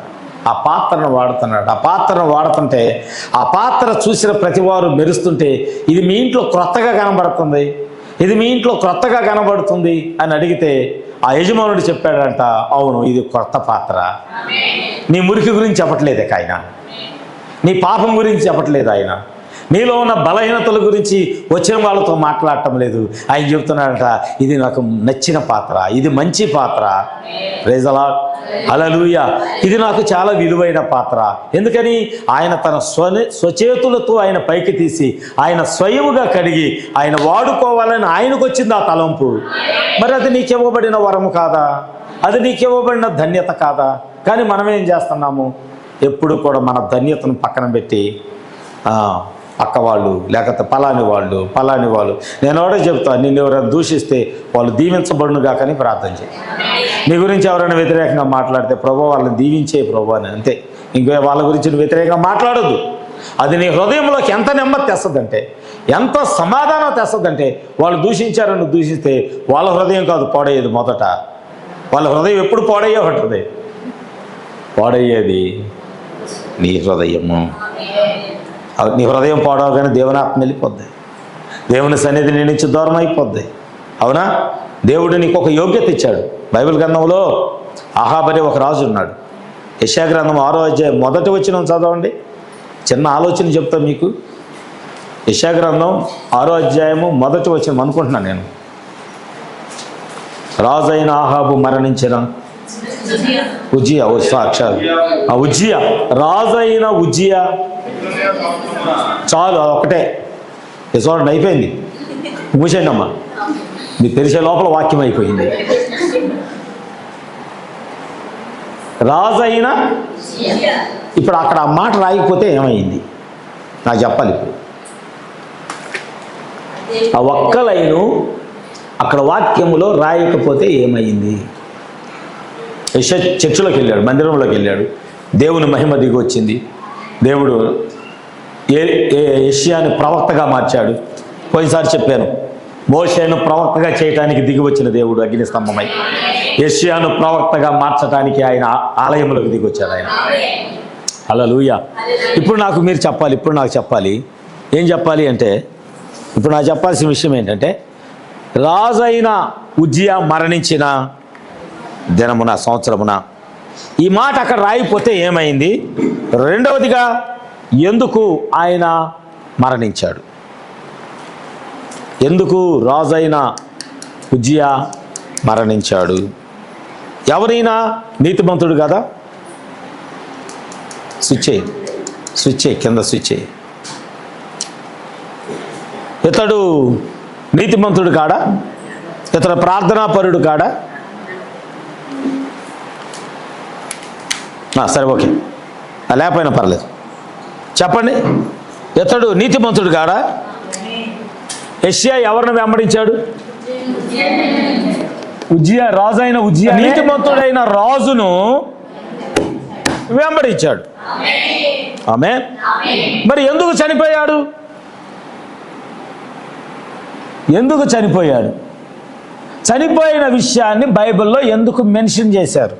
ఆ ఒక్క లైన్లో రాజు అయిన ఉజ్జియా మరణించిన సంవత్సరమున అనే పదాన్ని రాయటానికి కారణం ఏంటో తెలుసా? రాజు మంచివాడే, రాజు బుద్ధిమంతుడే, రాజు జ్ఞానం కలిగిన వాడే, రాజు నీతిమంతుడే, పాపం అంటే అసహించుకున్నవాడే, దేవుని యందు భయభక్తులు కలిగిన వాడే. ఆ కాలములో ఉజ్జియా అంత నీతిమంతుడు ఎవడో లేడు. ఆమేన్, ఆమేన్, ఆమేన్, హల్లెలూయా. కానీ మరణించడానికి ముందుగా అనేక మంది ఆయన చుట్టూ చేరి, నువ్వు రాజువే కాదు, రాజుకు చాలా అధికారాలు ఉంటాయి, దేవుని ఆలయములోకి వెళ్ళి యాజకుడు చేయాల్సిన పనులు కూడా నువ్వు చేయొచ్చు అన్నారంట. చూడండి చూడండి చూడండి, నువ్వు రాజువే కాదు, దేవుని ఆలయంలోకి వెళ్ళి పాస్టర్ చేయాల్సి. ఇప్పుడు ఊరు ప్రెసిడెంట్ ఎక్కడికి వచ్చి వాక్యం చెప్పని చెప్తాడా? నేను ఊరు ప్రెసిడెంట్ని, నేను ఏ చర్చిలోకి వెళ్ళైనా నేను వాక్యం చెప్పవచ్చు అంటే చెప్పగలుగుతాడా? నేను ప్రెసిడెంట్గా చేయగలనా? నేను పాస్టర్ని ఊరు ప్రెసిడెంట్గా చేయగలనా? చేయలేను కదా. చేయగలనా? చేయలేను. సరే, ఇప్పుడు ఇక్కడ రాజు అయినటువంటి ఉజ్జియా ఏం చేశాడంటే యాజకుని యొక్క స్థానాన్ని తీసుకున్నాడు. Praise the Lord. ఏం చేశాడు? ఆ కాలంలో యాజకుడు ఉన్నాడు, దేవునికి బలులు అర్పించడానికి, దేవుని యొక్క మందిరంలో ధూపం వేయటానికి. Praise the Lord. అతను ఉన్నాడు, ఒక యాజకుడు ఉన్నాడు. కానీ ఆహాబు ఏం చేశాడు? ఉజ్జియా ఏం చేశాడంటే యాజకుని యొక్క స్థానాన్ని తీసుకోవటానికి ప్రయత్నం చేయగానే ఏమైందంటే దేవుడు నుదుటి మీద కుష్ఠరోగం పెట్టాడు. రాజుకి నీకు ఇవ్వబడిన వరం అది కాదు ఉజ్జియా, నువ్వు నీతిమంతుడివే, ప్రార్థనాపరుడివే, యోగ్యుడివే, పాపమంటే అసహించుకునే వాడివే, దేవుడంటే భయభక్తులు కలిగిన వాడివే, నీ సమస్తము తెలిసిన వాడివే, అయినను నీ వరము యాజకుడు యొక్క వరము నీది కాదు. ఆమేన్. యాజకుడు వచ్చే లోపల ఉజ్జియా ఏం చేశాడంటే బలులు అర్పించడం ప్రారంభించాడు. యాజకుడు చేయాల్సిన యాజక ధర్మాన్ని రాజు ఎప్పుడైతే, అందుకే అన్న ద్రాక్ష చెట్టు అంట అంజూరపు కాయలు కావాలని కోరుకోలేదంట, ఒలివ చెట్టు అంట ద్రాక్షకాయలు కావాలని కోరుకోలేదు. దేవుడు వాటికి ఇచ్చిన వరాలనే వాడుకుంటూ ఈ రోజు వరకు కూడా జీవగ్రంథంలో ఆ వృక్షాలు నిలబడి ఉన్నాయి సజీవముగా. ఆమేన్. కానీ ఇక్కడ రాజు ఏం చేశాడంటే తనకిచ్చిన యోగ్యతను విడిచిపెట్టి అతను ఏం చేశాడంటే యాజకుని యొక్క స్థానాన్ని తీసుకోగానే దేవుడు ఏం చేశాడంటే ఒక మరణాన్ని, అదే చెప్పా, నీ ఆలోచన నీ మరణానికి కారణం అవ్వచ్చు. ఆమేన్. సరే, అయిపోయింది. బైబిల్ గ్రంథం ఇంకొకడు ఉన్నాడు, సౌలు. ఎవరండి? సౌలు. సౌలు రాజే కదా. ఎవరు ఎన్నిక చేసుకున్నారు? దేవుడు ఎన్నిక చేశాడా? చెట్టులన్నీ ముళ్ళ చెట్టును ఎన్నుకున్నట్టుగా ఇశ్రాయేలీలందరూ కలిసి ఈ ముళ్ళ కంపౌండ్ని ఎన్నిక చేసుకున్నారు. అవునా? అందుకే ప్రవక్త ఎన్నిక, కొంతమంది కోడళ్ళు ముళ్ళే కొంపకే, ముళ్ళ చెట్టేనమ్మా, అత్తని పొడుస్తారు, తోటి కోడలను పొడుస్తారు, ఇంకెవరు మరదలను పొడుస్తారు, ఆడపడుచును ముళ్ళే, ముళ్ళ కంపే. కొంతమంది ఇళ్లలోకి ముళ్ళ కంపల్లాగా వస్తారు కోడలు, కొంతమంది భర్తకు ముళ్ళ కంప అవుతారు. వారు నోరు తెరిస్తే ముళ్ళే, గుచ్చుకోవాల్సింది అంతే. మొన్నెవడు అంటున్నాడు ఆడవాళ్ళకంట ఏది నచ్చదంట, ఆమె పెళ్ళి అయితే అత్త నచ్చదంట, ఆమెకు పెళ్ళి అయితే అత్త నచ్చదంట. ఏమో కోడలు వస్తే కోళ్ళకి ఏమో నచ్చదంట. నువ్వు కొయ్యాలిగా, నువ్వు కోళ్ళగా ఉన్నప్పుడు నీ అత్త నచ్చలా, నీ కోళ్ళు వచ్చినప్పుడు నువ్వు నచ్చవు. Same to same. విత్తనం కొయ్యాల్సిందే, సేమ్ టు సేమ్ అన్నమాట. కనుక ఇప్పుడు ఇక్కడ సౌలు అనేవాడు ఏం చేస్తున్నాడంటే సమూయేలు రాకమునుపే, ప్రవక్త అయిన సమూయేలు రాకమునుపే యాజకుని యొక్క స్థానాన్ని తీసేసుకుంటున్నాడు. అప్పుడు వెంటనే సమూయేలు అన్నాడు, ఓయ్ సౌలా, దేవుడు నీ రాజ్యమును నీ చేతిలో నుంచి తీసివేసి నీకంటే యోగ్యుడైన ఒకడికి రాజుగా దేవుడు నియమించబోతున్నాడు. ఈ సౌలు అనేవాడు ఆ బలిపీఠం దగ్గర నిలబడి, అర్పణ దగ్గర నిలబడి సమూయేలు చెప్పాలా వెళ్ళిపోబోతున్నాడు. వెంటనే సౌలు ఏం చేశాడంటే చెయ్యి చాపి సమూయేలు భుజము మీద ఉన్న దుప్పటి, ఆ వస్త్రాన్ని పట్టుకున్నాడు. వస్త్రాన్ని పట్టుకొని లాగేశాడు. లాగేగానే చినిగిపోయింది. ఏమైంది? చినిగిపోయింది. సమూయేలు వెంటనే వెనక్కి తిరిగి అన్నాడు, దేవుడు నీ చేతిలో నుంచి నీ రాజ్యాన్ని లాగివేసి, నా వస్త్రం లాగి, సేవకుడి యొక్క యాజకత్వాన్ని లాగివేసుకోవటానికి నువ్వు ప్రయత్నం చేశావు కదా, ఇప్పుడు నీకు ఇవ్వబడిన యోగ్యతను లాగివేసుకొని నువ్వు మరణించేలాగా చేయబోతున్నాడు. బా, ఒక స్థానమును విడిచి మరొక స్థానాన్ని కోరుకుంటే ఎన్ని కఠినమైన శ్రమలు ఉన్నాయంటే బైబిల్లో. అవి మనకు తెలియదు అలాగ జరుగుతుందని. కానీ దేవుడు ఒక పని చేస్తున్నాడు. నీకు ఇవ్వబడిన వరాన్ని నువ్వు ఉపయోగించు.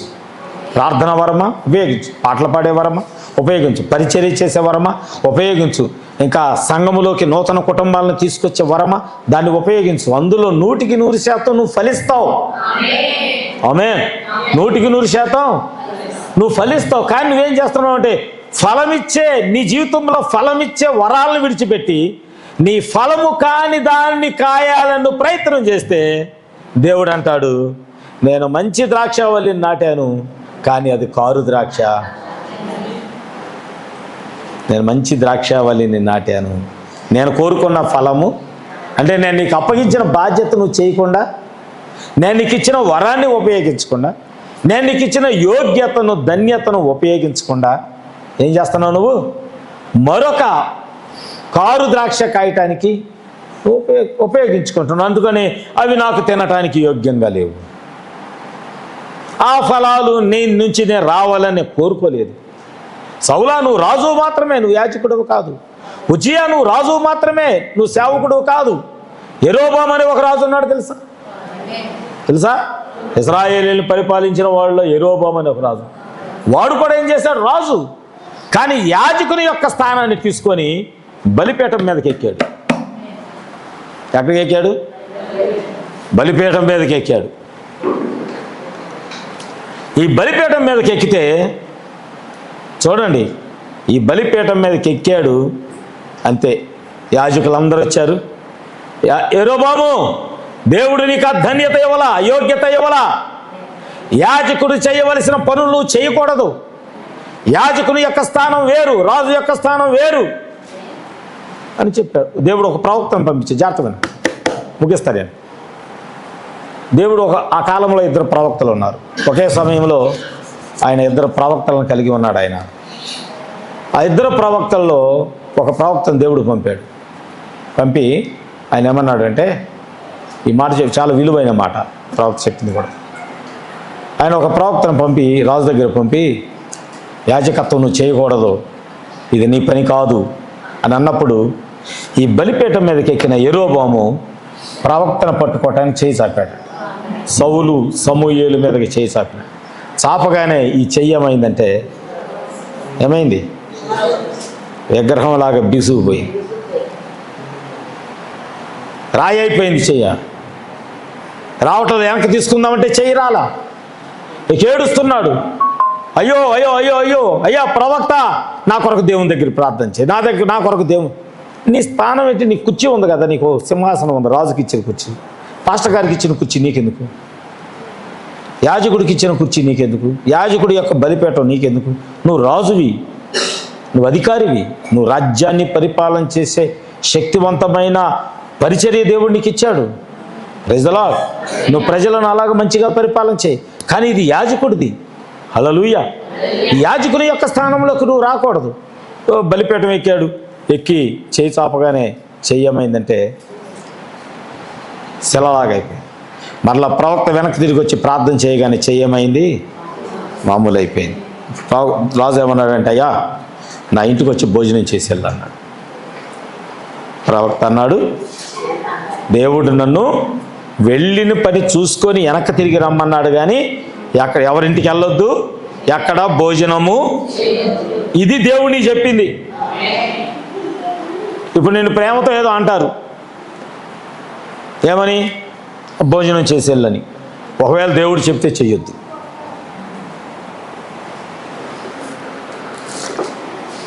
నీ మీద ప్రేమతో చెప్తారు. రాణిమొచ్చింది ఎలా ప్రార్థనకి? రాలేదా? విగ్రహ సంబంధమైనటువంటి కొన్ని కార్యక్రమాలకి నువ్వు వెళ్ళకూడదు. దేవుడు చెప్తాడు వెళ్ళకూడదు. ఆదివారం పరిశుద్ధ దినమందు నీ సొంత పనులు నువ్వు చేయకూడదు. దురాత్మలు దొరుకుతాయి నీ ఇళ్లలో. ఆదివారం ఒక కార్యక్రమం పెట్టుకోగానే నేను చెప్తాను ఇక నుంచి, ఆదివారం ప్రార్థనకు రానప్పుడు ఏదైనా శోధన వస్తే కనుక నా ఫోన్లు చేసి ప్రార్థన చేయించుకోవద్దు. మీకు మీరుగా ఉపవాసం ఉండి పశ్చాత్తాపడి ప్రభు దగ్గర మీ హృదయాలు నలకొట్టుకొని మిమ్మల్ని మీరు సరి చేసుకోండి. అప్పుడు దేవుడు కనికరిస్తాడే. ఎందుకంటే దేవునికి ఇష్టమైంది కాదు. వాక్యము చెప్పబడిన తర్వాత కూడా నువ్వు మరలా అదే చేస్తే నేను ప్రార్థన చేసినా కాదు, ఇంకెవడు ప్రార్థన చేసినా నెరవేరు. దేవుని సన్నిధి ఆ రోజున దేవుడు నీతో మాట్లాడటానికి ఇష్టపడినప్పుడు, ఈరోజు దేవుడు నీతో మాట్లాడుతున్నాడు, కాడు ద్రాక్ష కాయొద్దని మనకు ఆలోచన రావాలి కదా. దేవుడు నాకు ఏ ఫలాలు అయితే కాయమన్నాడు, నేను ఆ ఫలాలే కాయాలి, మరొక ఫలం నేను కాయకూడదు, కాస్తే దేవుడికి ఇష్టం ఉండదని ఆలోచన రావాలి కదా వాక్యం విన్నప్పుడు. అవునా కాదా? అవునా కాదా? దేవుడు నాకు ఇచ్చిన వరం ఏంటో నేను దాన్ని వెతుక్కుంటా వెళ్ళాలి. పౌలు అన్నాడు కదా, నీ పరుగు పందెంలో నువ్వు పరిగెత్తు. మీరు ఎప్పుడైనా రన్నింగ్ రేస్ చూసారా? పరుగు పందాలు ఆడపిల్లలు మగపిల్లలు మనం ఒలింపిక్స్లో చూస్తూ ఉంటాం. ఎవరి లైన్లో వాళ్ళు పరిగెడతా ఉంటారు. మరొక పక్క లైన్లోకి వెళ్తే యాక్సిడెంట్లు అవుతాయి, కింద పడిపోతారు, దెబ్బలు తగులుతాయి, కాళ్ళు తగిలి కింద పడిపోతారు. నీకు ఇవ్వబడిన పరుగు పందెంలో నువ్వు పరిగెత్తు, అక్కడ నువ్వు జయిస్తావు. మరొక లైన్ దాటడానికి ప్రయత్నం చేస్తే నువ్వు ఓడిపోతావు, అక్కడ నీకు జయం రాదు. రైజలా ఎందుకు చెప్తున్నా? చెట్టులే నిలబడ్డాయి, ఒలీవ చెట్టే నిలబడింది, దేవుడిచ్చిన ధన్యతను దాటి వెళ్ళకూడదని. అంజూరపు చెట్టు నిలబడింది, దేవుడిచ్చిన ధన్యతను దాటి వెళ్ళకూడదని. ద్రాక్ష చెట్టు నిలబడింది, దేవుడిచ్చిన ధన్యతను దాటి వెళ్ళకూడదని. కానీ ఇక్కడ ఉజ్జియా దాటాడు, సౌలు దాటాడు, యెరోబాము దాటాడు. అవునా?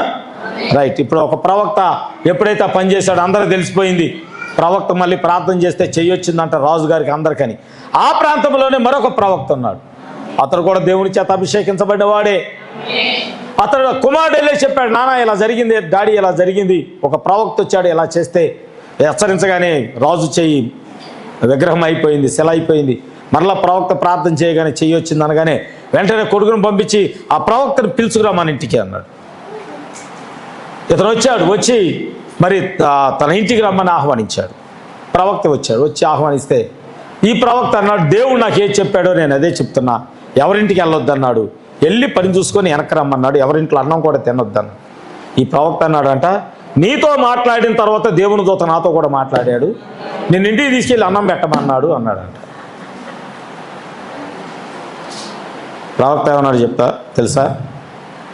నిన్ను ఎవరు ఏమి శోధించినా, ప్రవక్తే శోధించినా, దూత వచ్చి శోధించినా, దేవుడు నీకు ఏది చెప్పాడో నువ్వు అదే చెయ్యి. ప్రవక్త చెప్పిన మాట. ఆ కాలంలో ఇద్దరు ప్రవక్తలు ఉన్నారు. ఈ ప్రవక్త దేవుడు చెప్పాడు నువ్వు ఇలా చేయొద్దని. ఇది చెప్పిన దేవుడు ఆ ప్రవక్తకి ఎలా చెప్తాడు? ఈ ప్రవక్త నమ్మాలి. దేవుడు నాకు ఇలా చెప్పినప్పుడు నా ప్రవక్తకి అలా ఎందుకు చెప్తాడు అని నమ్మాలి. కానీ ఒక్కోసారి మన బలహీనతలు ఏం చేస్తాయంటే మనం పడిపోవటానికి కారణమవుతాయి. ఆమేన్.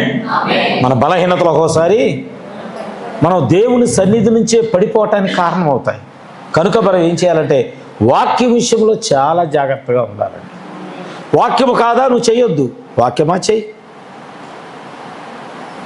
ప్రజలా వాక్యము కాదా చెయ్యొద్దు. ఎవరు బలవంతం చేసినా చెయ్యొద్దు, ఎంత ప్రేమతో బలవంతం చేసినా చెయ్యొద్దు. దేవుడు అన్నాడు ఎక్కడికి వెళ్ళొద్దు, ఎవరింటికి వెళ్ళొద్దు, ఎక్కడ అన్నం తినొద్దు, నువ్వు ఎవరింటికి వెళ్ళొద్దు. ఇది దేవుడు చెప్పింది.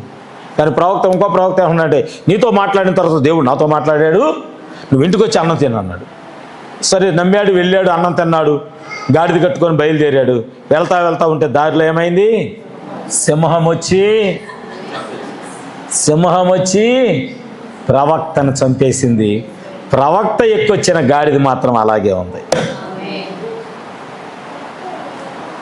ఆ సింహాన్ని దేవుడే పంపాడు తెలుసా? నీ మరణానికి ఒక్కోసారి సింహాలను పంపుతాడు ఆయన. వాక్యము కాని దాన్ని మనం చేస్తే అలాంటి సింహాలను ఆయన పంపుతాడు ఆయన. హల్లెలూయా. అలా చేసే దేవుడు ఆయన. Praise the Lord. ఖచ్చితంగా ఆయన సింహాన్ని పంపాడు. ఎవరో చెప్పారు సింహం వచ్చింది, ప్రవక్త దారిలో చంపేసిందని. ఆ ప్రవక్త వచ్చి చూశాడంట, గాడిద అక్కడే ఉంది, సింహం అక్కడే ఉంది. దేవుని మాటకు లోబడకుండా ఒక ప్రవక్త చెప్పిన అబద్ధానికి లోబడి, ఆ మాటకు లోబడి చేసిన ప్రవక్త మాత్రం చనిపోయి ఉన్నాడు. నీకు ఇవ్వబడిన వాక్యం ఏమిటి? నీకు ఇవ్వబడిన వర్తమానం ఏమిటి? ఈ గడియ వధువుకి పంపబడిన ఈ గడియ యొక్క, ఈ కాలం యొక్క వాక్యపు విత్తనం ఏమిటి?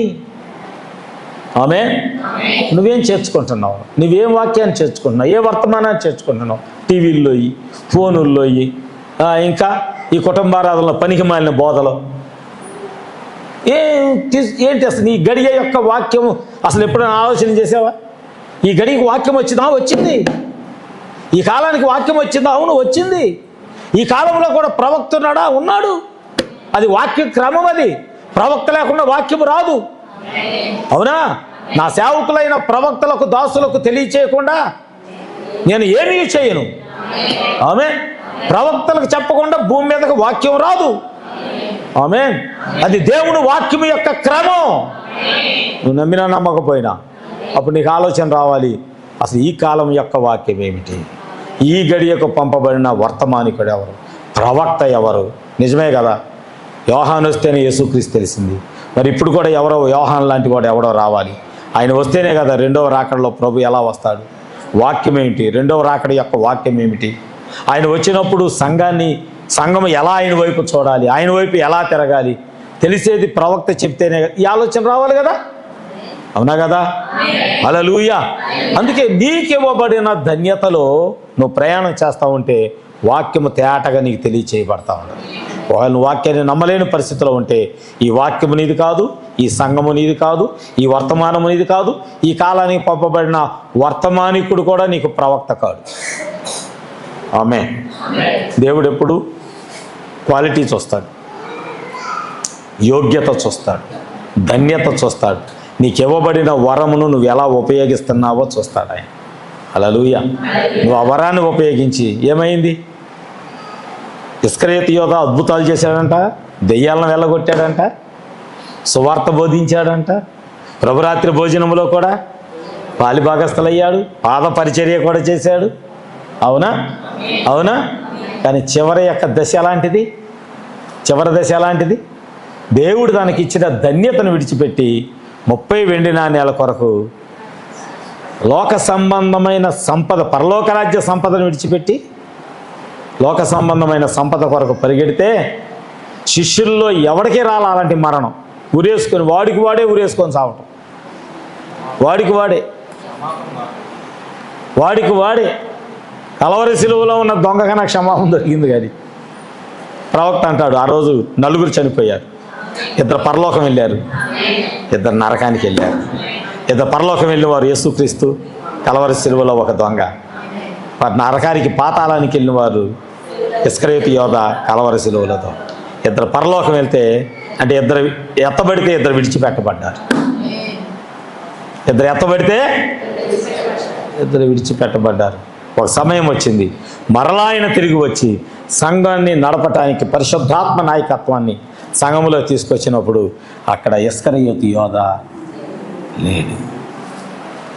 ధన్యతను పోగొట్టుకున్నాడు, వరాన్ని పోగొట్టుకున్నాడు. ఒక చిన్న ఆలోచన ఉరేసుకొని చావటానికి కారణం. కనుక ఈ రోజున నీకు ఇవ్వబడిన వరము విలువ నీకు తెలియదు. అంత ధన్యత. ఒక్క ఒలీవ చెట్టుకి ఎన్ని క్వాలిఫికేషన్లు అండి, ఎన్ని యోగ్యతలు, ఎన్ని తీస్తున్నాడు దేవుడు బయటికి. ఇంకా ఉంది, ఇంకా అవలా. ఎంత ధన్యతలు ఉన్నాయి ఒలీవ చెట్టు గురించి. నూనె గురించి మాట్లాడాడు, తైలం గురించి మాట్లాడాడు, కొమ్మల గురించి మాట్లాడాడు, అంటుకట్టబట్టం గురించి మాట్లాడాడు, అభిషేకం గురించి మాట్లాడాడు, ప్రవక్తల గురించి. అంత ధన్యత. దేవుడే ఒక ఒలీవ చెట్టుగా ఉన్నాడు ఆయన. దేవుడు కూడా తను ఒక ఒలీవ చెట్టుతో పోల్చుకున్నాడు. ఆమె అంటే అంత యోగ్యత నీకు ఇవ్వబడింది, నీకు అంత విలువిచ్చాడు దేవుడు. నువ్వు దాన్ని పోగొట్టుకోవద్దు. దేవుని కొరకు నిలబడు, వాక్యం కొరకు నిలబడు, ఈ గడియకు పంపబడిన వర్తమానం కొరకు నిలబడు. ఖచ్చితంగా నీ వరాన్ని నువ్వు ఉపయోగించు, 100% ఫలిస్తావు. నీ కుటుంబంలన్నీ ఫలాలే ఉంటాయి, చేదు ఫలాలు కాదు, మంచి ఫలాలు, అందరూ తినగలిగిన ఫలాలు. ద్వేషం వద్దండి, వ్యతిరేక స్వభావాలు వద్దండి. దేవుడు మనకి ఆత్మ ఫలము యొక్క గుణ లక్షణాలు ఎన్ని ఉన్నాయి? 9 ఫలాలు ఉన్నాయి. ఎన్ని ఎన్ని 9 ఫలాలు మీ కుటుంబంలో వద్దా?